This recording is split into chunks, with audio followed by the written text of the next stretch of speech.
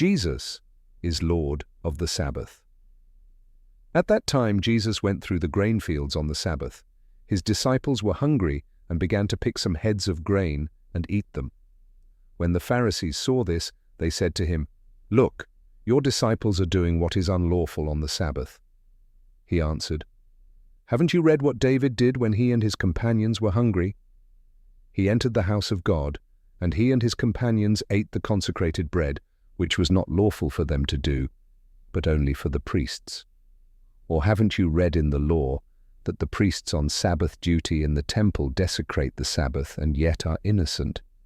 I tell you that something greater than the temple is here.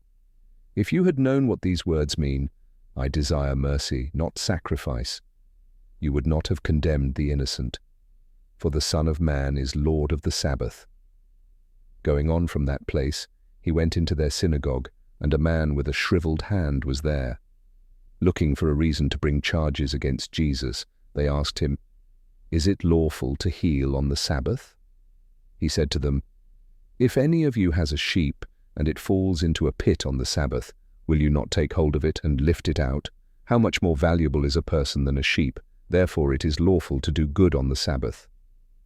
Then he said to the man, "Stretch out your hand." So he stretched it out, and it was completely restored, just as sound as the other. But the Pharisees went out and plotted how they might kill Jesus.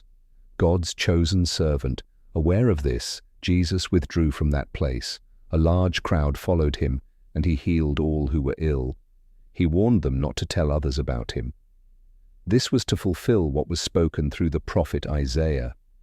"Here is my servant whom I have chosen, the one I love, in whom I delight. I will put my spirit on him, and he will proclaim justice to the nations. He will not quarrel or cry out. No one will hear his voice in the streets. A bruised reed he will not break, and a smouldering wick he will not snuff out, till he has brought justice through to victory. In his name the nations will put their hope."